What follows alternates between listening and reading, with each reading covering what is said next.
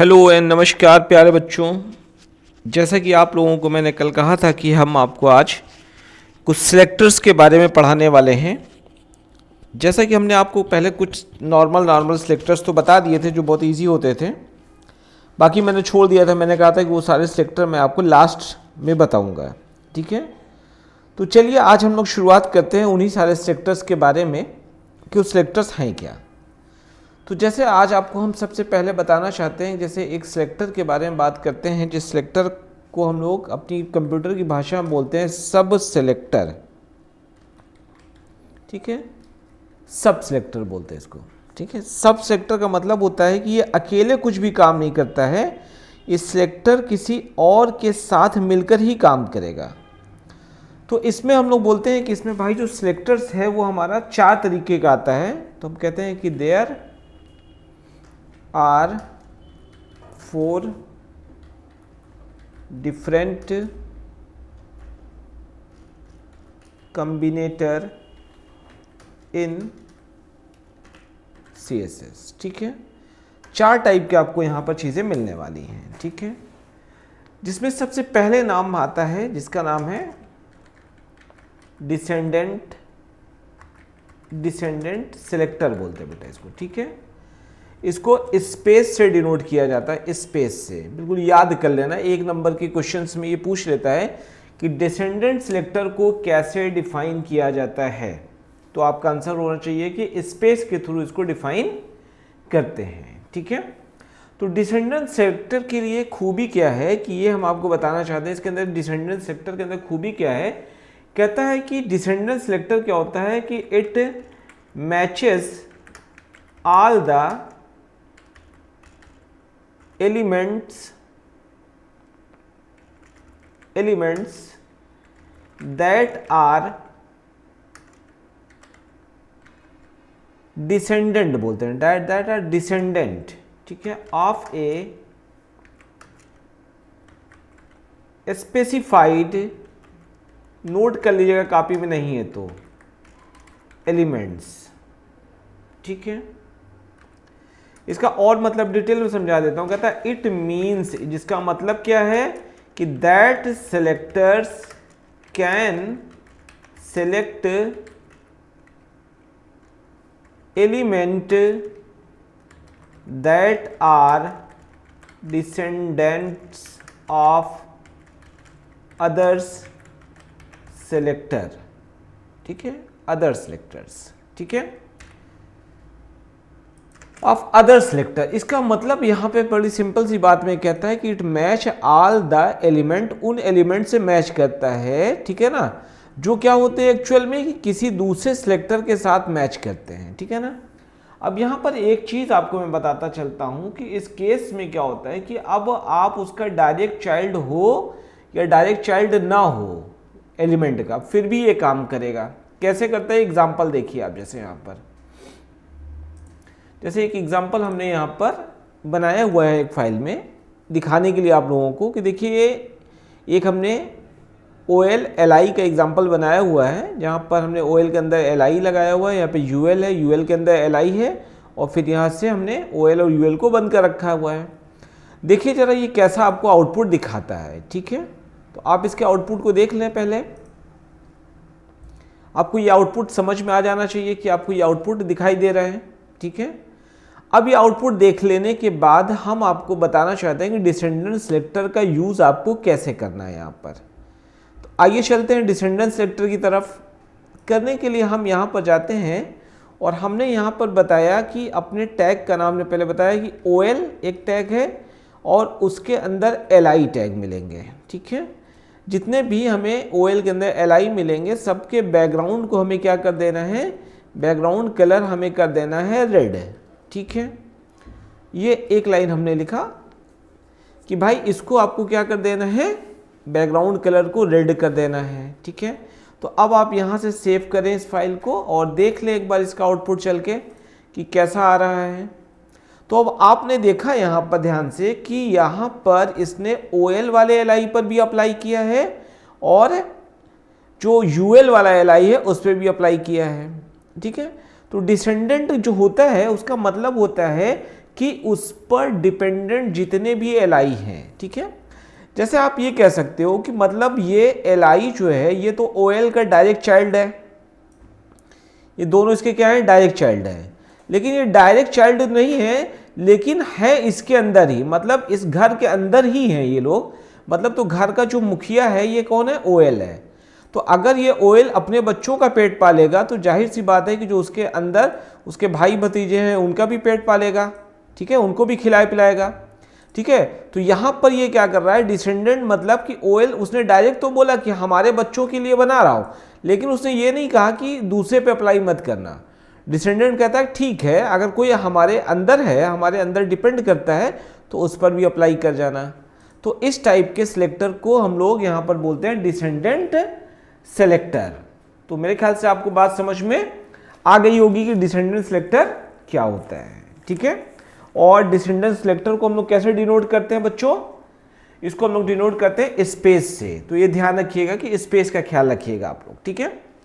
आइए चलते हैं अगले सेक्टर की तरफ। यहाँ पे 4 सेक्टर थे ना, तो पहला मैंने आपको बताया है, फिर दूसरे की तरफ चलते हैं।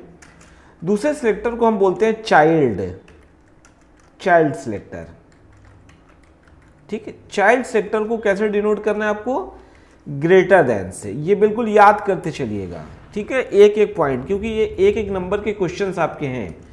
ये क्या कहता है, कहता है this selector is used to match all the element, ठीक है, ऑल द एलिमेंट्स, ठीक है, sorry, elements which are child of a specified element, ठीक है, एलिमेंट, ठीक है। अब यहां पर ये चाइल्ड सिलेक्टर क्या कहता है कि अगर आप इस सिंबल का यूज करते हैं तो इसका मतलब है कि आप क्या करने वाले हैं, उसके डायरेक्ट चाइल्ड के साथ काम करने वाले हैं। तो फिर से आइए हम लोग चलते हैं एक बार फिर से अपने एग्जाम्पल की तरफ। अभी आपने डिसेंडेंट तो समझ लिया, अब यहीं पर हम क्या करते हैं, ये ग्रेटर देन लगा के इसको क्या बना देते हैं, चाइल्ड सिलेक्टर। और फिर से इसको सेव करके एक बार फिर से हम लोग चलते हैं, अपने प्रोग्राम को रिफ्रेश करते हैं। अब आप देखिए, अब आप देख रहे होंगे कि इसने जो है केवल किस पे अप्लाई किया है, आईटी टूल्स और वेब पेज डिजाइनिंग पर। क्यों, क्योंकि ये ओएल के यही दोनों क्या है, डायरेक्ट चाइल्ड हैं, ठीक है। और इसके जो सब चाइल्ड है उससे इसका कोई लेना देना नहीं है, ठीक है। जैसे कि आपके परिवार में अब आपकी जिम्मेदारी केवल अपने बच्चों की है, बाकी से कोई लेना देना नहीं आपको, ठीक है।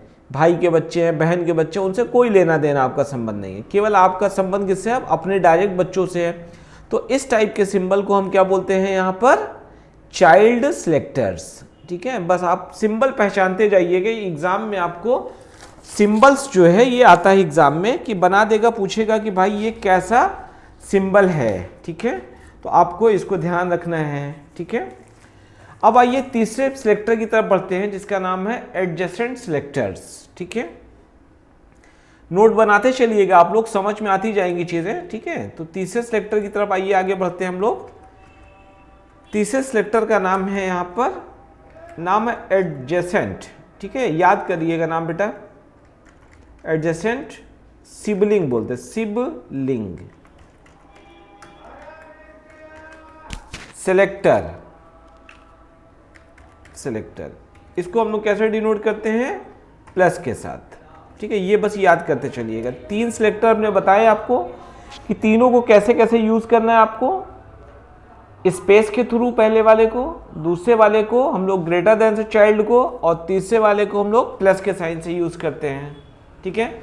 अब प्लस साइन का एग्जांपल देखना है, तो मतलब कहता है कि यहाँ पर 2 टैग ऐसे होने चाहिए जो एक के बाद दूसरा जस्ट आना चाहिए। जैसे हम कहते हैं एक टैग है हमारा H1, ठीक है, उसके ठीक बाद क्या आना चाहिए, P आना चाहिए, तब तो इस पे काम करो तुम। अगर ये नहीं आ रहा है, कुछ और आ रहा है, तो उस पर काम नहीं करना है तुम्हें, ठीक है। तो चलो देख लेते हैं जरा इसको भी बहुत इजी तरीके से, ठीक है, बहुत आसानी से मैं आपको समझाने की कोशिश करता हूँ इसको भी, ठीक है। ठीक है, यहाँ पे चलो हम बनाते हैं एक टैग, यहाँ पर एक हमने बताया H1, ठीक है। H1 में हमने बताया this is demo class of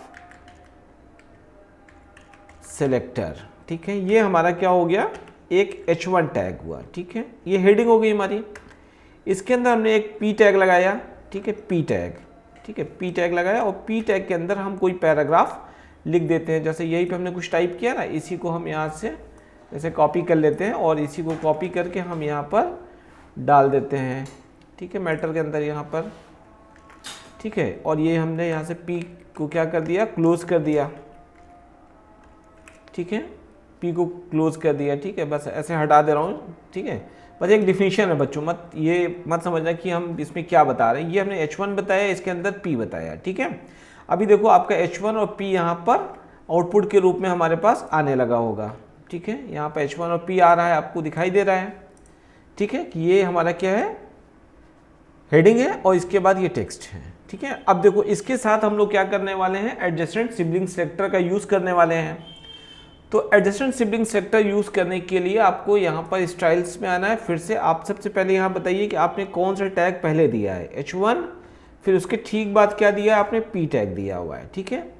और उसके लिए भी आपको क्या कोडिंग करनी है, आपने कहा उसका बैकग्राउंड कलर हम मान लो क्या करने वाले हैं, ब्लू, ठीक है, ब्लू करने वाले हैं, ठीक है। यहाँ से ब्लू कर दिया हमने। H1 के ठीक बाद P।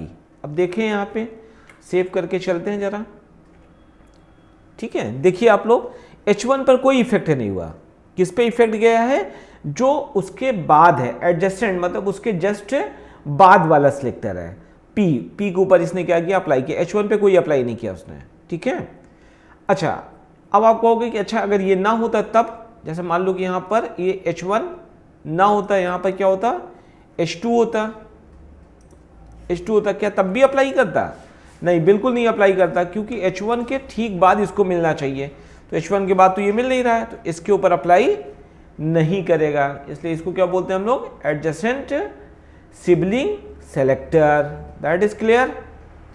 तो आई थिंक कि सबको समझ में आ रही होगी चीज़ें, बहुत ईजी वे में इसको मैं बता रहा हूँ आपको, बहुत ही आसान तरीके से बेटा। लेकिन एग्जाम का पॉइंट ऑफ व्यू से बहुत इंपॉर्टेंट है, ये 1 नंबर आपके एग्जाम में आ जाते हैं इससे, ठीक है। और एक इसका एक चौथा पार्ट जो है, जिसको हम लोग बोलते हैं जर्नल सिबलिंग सेलेक्टर, ठीक है ना। इसको भी आप नोट कर लीजिएगा, ठीक है। सिंबल को जरूर से याद कर लीजिएगा बेटा, बार बार कह रहा हूँ, क्योंकि एग्जाम में आएगा ही आएगा ये, ठीक है।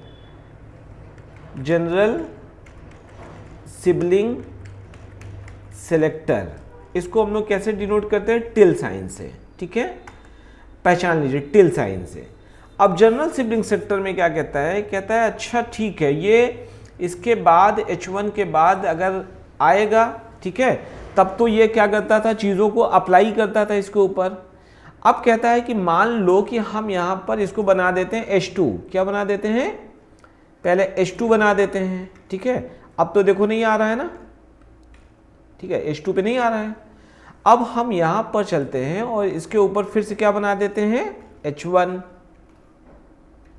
इसके ऊपर H1 बना दिया, यहाँ लिखा हमने वेलकम बस केवल, ठीक है।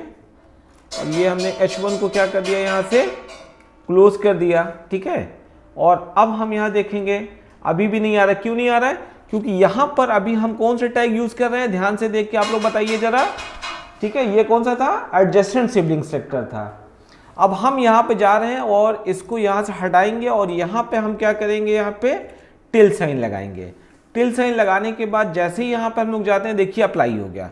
अब इसके लिए ये कंडीशन खत्म हो गई कि उसके ठीक बाद, H1 के ठीक बाद होना चाहिए, ये कंडीशन खत्म हो गई। मतलब कहने का H1 के बाद वो कहीं पर भी आ जाएगा तो उस पर क्या करेगा, ये इसको अप्लाई करा देगा, ठीक है। तो ये तीनों चीजें आप लोग को चारों आज की क्लास में समझ में आ गई होंगी कि कौन कौन से सिलेक्टर्स आपको एग्जाम में पढ़ के जाने हैं, ठीक है। तो आपको यहाँ से डिसेंडेंट सेलेक्टर पढ़ के जाना है स्पेस के लिए, चाइल्ड सेलेक्टर पढ़ के जाना है, और एडजेसेंट पढ़ के जाना है, और जनरल सिबलिंग सेलेक्टर पढ़ के जाना है, ठीक है। ये चारों के एग्जाम्पल नोट करके जाना है कॉपी में, ठीक है। वीडियो को पीछे करके रिवर्स करके रोक रोक के सारे एग्जाम्पल बारी बारी से पढ़ लेना, ठीक है। ये टफ टॉपिक है, इसलिए बस थोड़ा सा ही आज बता रहा हूँ इतना, कल मैं आप लोगों को पढ़ाऊंगा एट्रीब्यूट सिलेक्टर, जो इससे थोड़ा सा टफ है बट बड़ा इंटरेस्टिंग है। ठीक है, कल बने रहिएगा क्लास में कंटिन्यू, कल आगे मैं आपको पढ़ाता हूँ इसके बारे में। ठीक है, okay, thank you very much.